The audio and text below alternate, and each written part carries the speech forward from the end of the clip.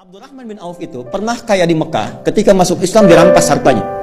Sengaja tidak dieksekusi oleh orang kafir Quraisy untuk menunjukkan kepada khalayak yang bangsawan yang kaya lagi, jangan ikuti nih. Kalau diikuti jadi begini.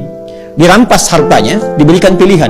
Kalau engkau tinggal di Mekah, tidak hijrah ke Madinah, ke Yathrib, kami berikan semua hartamu lagi, kami angkat jadi orang hartawan yang paling tinggi statusnya, dan kami muliakan semuanya.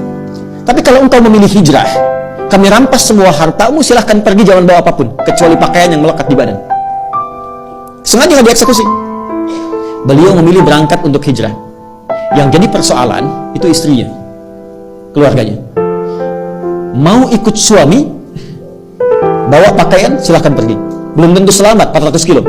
Tapi kalau engkau tinggal di sini, kami berikan semua harta suamimu dan silahkan pilih pemuda paling tampan yang mau dinikahi, kami fasilitasi. Sebentar ya Pak ya. Kalau ibu dalam posisi istrinya Abdurrahman bin Auf,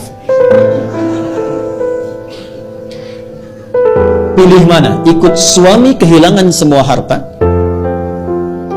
atau tinggal di Mekah dapat limpahan semua harta suami, bisa pilih pemuda paling tampan yang mungkin ibu ingin dapatkan. Anggap rekaman ini tidak akan disebarkan kepada suami masing-masing. Pertanyaan saya, ikut suami atau tinggal di Mekah? Ikut suami. Oke. Bolehlah. Maaf, ternyata istri beliau tidak ikut suaminya, tinggal di Mekah pada saat itu.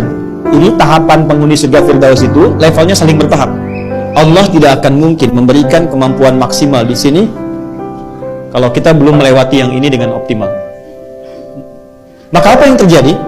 Beliau hijrah, dan sebelum hijrah itu sudah mendapatkan pendidikan sholat khusyuk dari Nabi. Inilah nanti yang bisa kita jadikan sebagai panduan bagaimana belajar sholat khusyuk. Dilatih oleh Nabi 3 hal. 1, gerakannya dari takbir sampai salam. 2, bacaannya, apa yang mengiringi gerakan itu. Yang 3, hikmahnya. Karena semua gerakan dan bacaan sholat itu ada maknanya. Kenapa berdiri tidak terlampau rapat, tidak terlampau lebar? Kenapa kemudian mengangkat tangan sampai di sini? Ya, itu ada maknanya. Kenapa disimpan di sini? Kenapa rukunya lurus jajar? Itu semua ada artinya. Secara singkat diajarkan oleh Nabi, hijrahlah beliau kemudian ke Yathrib yang kelak jadi Al-Madinah Al-Munawwarah. Maka sampai sana kemuliaan masyarakat Madinah yang sampai sekarang diabadikan di Quran surah 59 ayat 9 sampai 10. Wa yu'thiruna ala anfusihim walau kana bihim khasasah. Karena itu disebut ansar. Ansar itu menolong tanpa pamrih dan sesuai kebutuhan yang ditolong. Jadi kalau ada orang kehausan, yang datang menyambut yang bawa minuman. Orang lapar, yang datang menyambut yang bawa makanan. Abdurrahman bin Auf pernah kaya, jatuh fakir, yang menyambutnya orang paling kaya di Madinah. Pilihannya 2. Perhatikan baik-baik. Akhil karim, bahas kita, saudaraku yang mulia. Sami'tu annaka kunta ghaniyya. Saya dengar Anda pernah kaya sebelum kesini.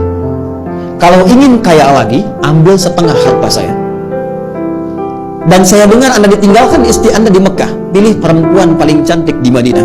Sekalipun bagian dari keluarga saya akan fasilitasi pernikahan. Gantian ya Bu ya, gantian. Kalau Bapak di situasi itu, suruh milih. Ambil setengah harta saya, pilih perempuan paling cantik, sekalipun itu bagian dari keluargaku, aku fasilitasi pernikahannya.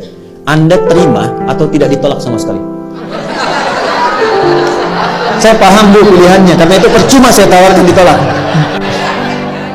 Ya, enggak. Orang paling kaya ini bicara demikian karena paham. Orang yang sudah terbiasa dengan keadaan tidak mudah menyesuaikannya. Beliau kira Abdurrahman bin Auf itu seperti itu. Kan di fisika juga begitu kan? Ya, gaya itu kan F1 sama dengan F2, gitu kan? Kalau naik hartanya banyak, naiknya kan turunnya beda. Kalau sedikit naik angkot turun tawadu, sedekah, gitu kan? Ya, yang repot kan hukum Pascalnya. F berbanding lurus dengan P kan, tekanan. Gaya berbanding lurus dengan tekanan. Semakin banyak gaya, semakin tertekan.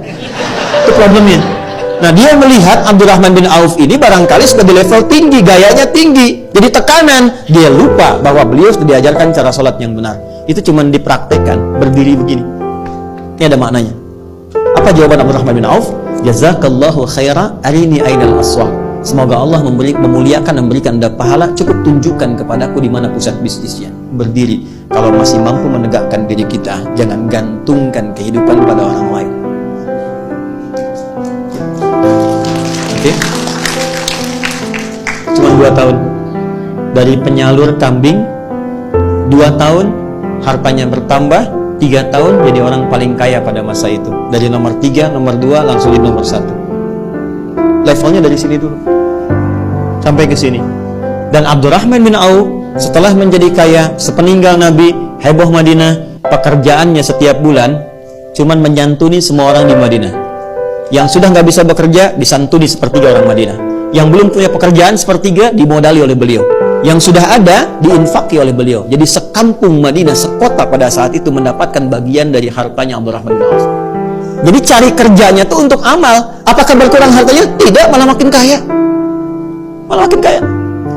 Ada riwayat yang memang perlu diverifikasi, tapi diduga benar. Bahwa ketika heboh datang hartanya Abdurrahman bin Auf dengan banyaknya unta, banyak unta dalamnya ada mutiara, emas, macam-macam dan sebagainya.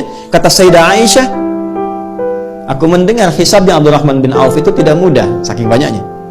Maka beliau katakan, semua yang ada sekarang, yang datang, aku sedekahkan untuk kepentingan umat Islam. Semua. Kalau ada 600 truk isinya emas, perak, mutiara, berlian dan sebagainya, diberikan kalimat ringan begitu semua disedekahkan. Dan beliau kan termasuk yang dimuliakan ke surga dengan cepat. Kebangetan kayaknya dan cepat banget masuk surga.